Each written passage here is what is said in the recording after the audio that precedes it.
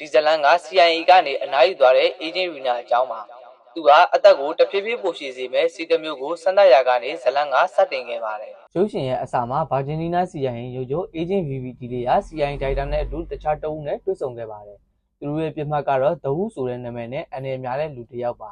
အဲ့သူနဲ့အတူသူတို့ရဲ့ထောက်ပံ့မှုတွေကအကြမ်းဖက်ဖွဲ့တွေကိုလက်နက်တွေရောင်းချနေခဲ့ကြပြီး CIA အနေနဲ့သူတို့ကိုတိုက်ထုတ်ဖို့ဆုံးဖြတ်ထားပါတယ် VV ကသူတို့တိတ်တခုနောက်ကလိုက်နေတဲ့ agent ကဘယ်သူလဲလို့မေးတဲ့အခါထိုသူကအီတန်ဖြစ်တယ်ဆိုတာကိုသိလိုက်ရတယ်နောက်ထပ်ပြောက်ကွက်မှာတော့အီတန်ကိုပဲရစ်ကဟိုတယ်တစ်ခုမှာတွေ့ရမှာဖြစ်ပြီးသူက Yasmin လို့ခေါ်တဲ့ agent တုံးနဲ့အတူလုပ်ကင်နေပါတယ်သူတို့ရဲ့တာဝန်ကစာဘီယန်ဝယ်သူတွေနဲ့အဘီနိုတို့တွေ့ဆုံမှုကိုဂျာပြတ်ဝင်နောက်ဆက်ပြီးအဘီနိုတို့ကိုဖမ်းဆီးရန်အတွက်ဖြစ်ပါတယ်အီတန်ကစာဘီယန်ဝယ်သူတွေကိုဂျာကနေအရင်အယောင်းဝယ်ကိစ္စကိုဖျက်သိမ်းလိုက်ပြီးအရေးကြီးတဲ့လှုပ်ဝက်ကုတ်တွေပါတဲ့အိတ်ကိုအရယူနိုင်ခဲ့ပါတယ်ဒီအိတ်ကိုဗန်ထဲမှာစောင့်နေမဲ့ agent တွေစီပို့ပေးဖို့သွားတော့အီတန်ကဖုန်းကိုကန်ကြီးမိလိုက်တဲ့အခါဒီနေ့ကသူ့သမီးစုရဲ့မွေးနေ့ဖြစ်နေတာကိုသတိရသွားခဲ့တယ်။ဒါနဲ့ပဲသူကဖုန်းခေါ်ဖို့အနီးနားကအများဆုံးဖုန်းဆိုင်ကိုပြေးသွားခဲ့ပြီးပတ်စံမပါလို့ပတ်စံအစားနိုင်ကိုအာမခံထားပြီးဖုန်းခေါ်လိုက်ပါတယ်။ဒါမဲ့ဇိုးကိုခေါ်လိုက်တဲ့အခါမှာတော့ဖုန်းမကင်လိုက်တဲ့အတွက်သူ့ voice mail ပဲရောက်သွားခဲ့ပါတယ်။နောက်ဟိုတယ်မှာအဘီနူက Yasmin ရဲ့တရုတ်မှန်ကိုတည်သွားခဲ့ပြီးသူတို့လှည့်စားခံလိုက်ရတာကိုတည်တဲ့အခါသူက Yasmin ကိုအတင်းဆွဲခေါ်ပြီးစောင့်နေတဲ့လူတွေရဲ့နေရာကိုပြစေခဲ့တယ်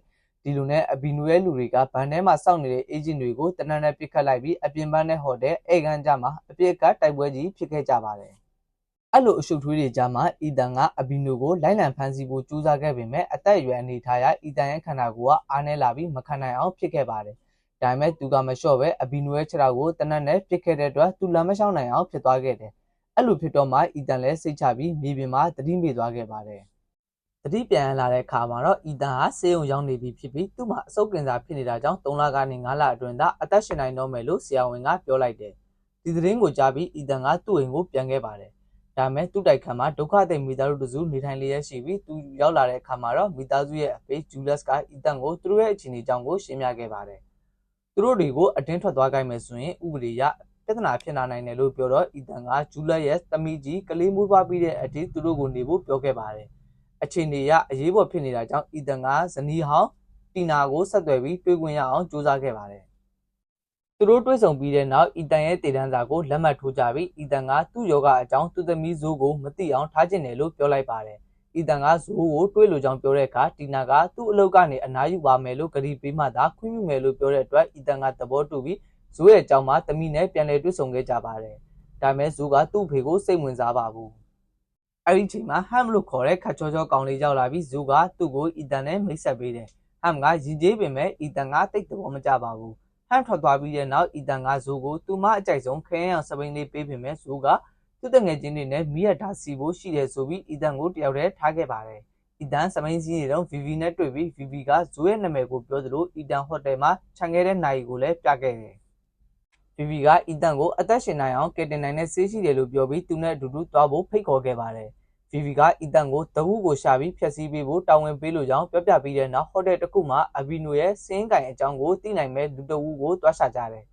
VV ကအခန်းတစ်ခုမှာလူတစ်ယောက်ပဲရှိတယ်လို့တေချာပြောခဲ့ပေမဲ့သူတို့ဝင်သွားတဲ့အခါမှာတော့လူ9ယောက်လောက်ရှိနေပြီးသူတို့ကိုယ်တိုင်ကဘာမှမပြောပြချင်တာကြောင့်အီတန်နဲ့ VV ဟာသူတို့ကိုလက်စဖျောက်လိုက်ရတယ်။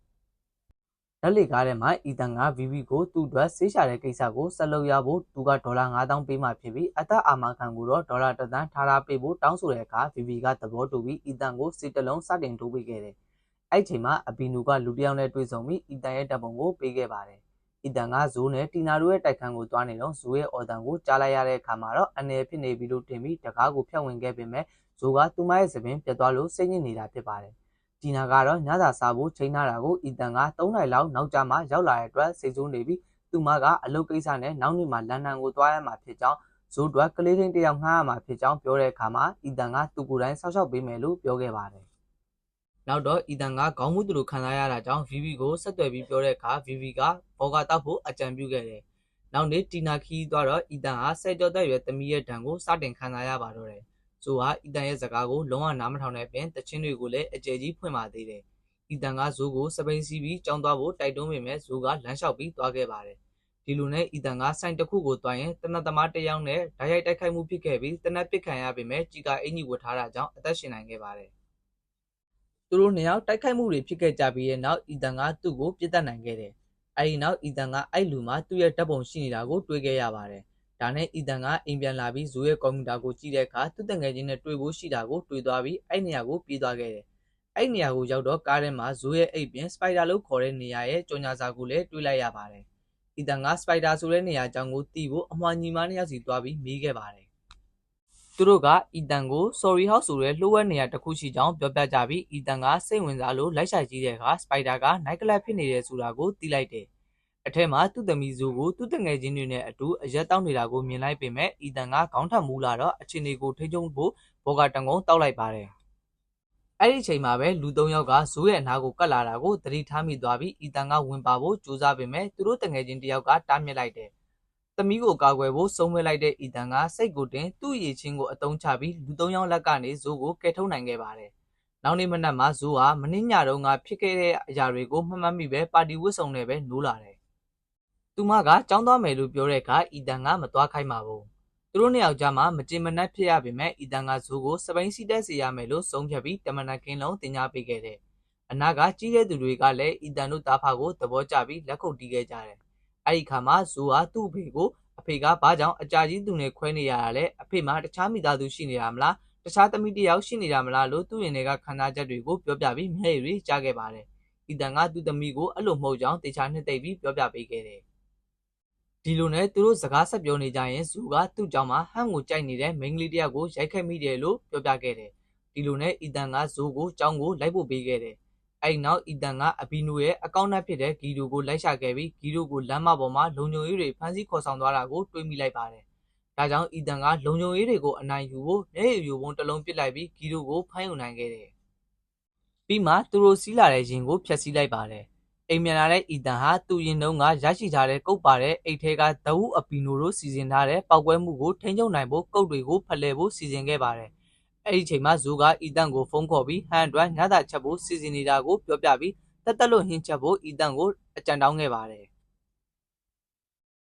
အီတန်ကဂီဒိုကိုဖုန်းထဲကနေဇိုးနဲ့ပြောခွင့်ပေးပြီးဂီဒိုဟာသူ့မိခင်ချက်တဲ့စပါဂက်တီဆော့ဆေ့ချက်နီကိုပြောပြပေးပါတယ်။ညနေဘက်မှာအီတန်ကဂျူလက်စ်ရဲ့အိမ်ကိုရောက်လာတဲ့အချိန်မှာတော့ဂျူလက်စ်ရဲ့သမီးကကလေးကိုကျမ်းမာစွာမွေးဖွားပြီးပြီဖြစ်တာကြောင့်ဂျူလက်စ်တို့မိသားစုကအီတန်ကိုကျေးဇူးတင်စွာနဲ့ကလေးကိုအီတန်ရဲ့အမည်ကိုအစွဲပြုပေးလိုက်ပါတယ်။ဂျူလက်စ်ကသူတို့စီစဉ်ထားသလိုအိမ်ပြောင်းပေးမယ်လို့ပြောတဲ့အခါအီတန်ကသူတို့အဆင်ပြေတဲ့နေ့အထိနေခွင့်ပြုခဲ့ပါတယ်။အဲ့နောက်အီတန်ကဇိုးရဲ့အိမ်ကိုသွားခဲ့ပြီးဇိုးကိုပရွန်းကာပွဲအတွက်တင် जा ပေးခဲ့တယ်။သူတို့အတူတူတင် जा နေတဲ့အချိန်မှာအီတန်ရဲ့ဇနီးအောင်တီနာရောက်လာပြီးသူတို့တာဖာနှစ်ယောက်ကိုကြည်ကမျက်ရည်ဝဲခဲ့ရပါတယ်။အဲဒီနောက်သူတို့၃ယောက်မိသားစုလိုက်ညသာစားပြီးတကယ်မိသားစုတစ်ခုလို့ခံစားမိခဲ့ကြပါတယ်။ညနေပိုင်းမှာတီနာကအီတန်ကိုသူ့ရဲ့ကျန်းမာရေးအခြေအနေကြောင့်ဇိုးကိုပြောပြလိုက်ဖို့တိုက်တွန်းခဲ့ပါတယ်။သူတို့နှစ်ဦးကအတိတ်ကအဆင်မပြေမှုတွေရှိခဲ့ပေမဲ့အဲဒီညကိုတော့အီတန်နဲ့တီနာတို့အတူတူဖြတ်သန်းခဲ့ပါတယ်။နောက်နေ့မနက်မှာဗီဗီယာအီတန်ကိုအဘီနိုဟာ Grand Hotel မှာတဲနေတဲ့အကြောင်းသတင်းပို့လိုက်တာကြောင့်အီတန်ဟာချက်ချင်း Grand Hotel ကိုလိုက်သွားပြီးတဝူကိုတွေ့နိုင်ခဲ့ပါတယ်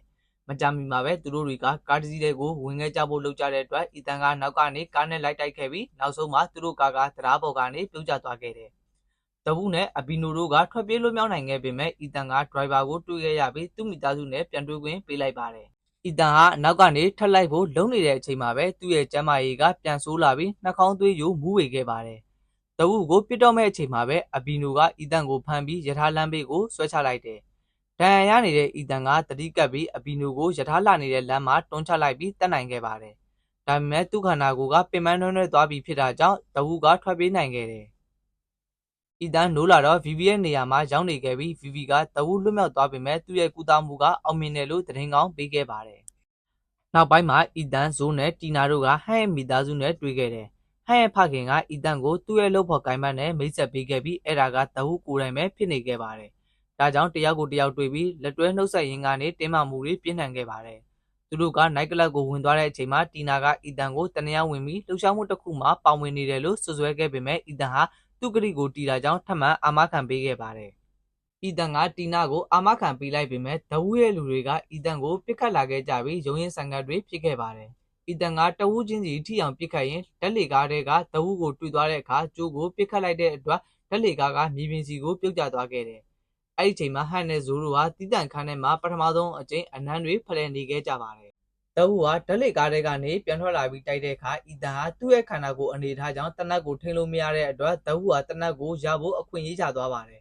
။ ဒါပေမဲ့ VV ကချက်ချင်းဝင်လာပြီးအီတန်ကိုတနတ်ပေးလိုက်ပါတယ်။အီတန်ဟာတီနာနဲ့ဇိုးကိုတတိယသွားပြီးတနတ်ကိုမသုံးပဲဆုံးဖြတ်လိုက်ပေမဲ့ထိုချိန်မှာပဲ VV ကတနတ်နဲ့ဒဝူကိုပြစ်တက်လိုက်ပါတယ်